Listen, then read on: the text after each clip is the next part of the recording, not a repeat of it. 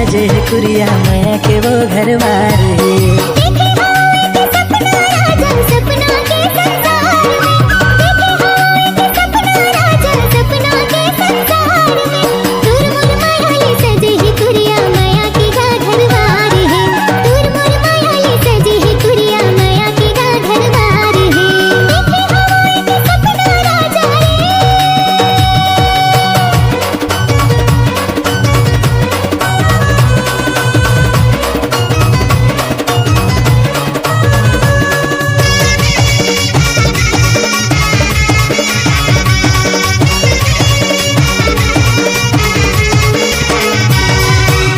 हंसी के फूल वो मोर अंगना में झर झर झर थे, तोर नैना है गोरी मोर घर लांजोर करते।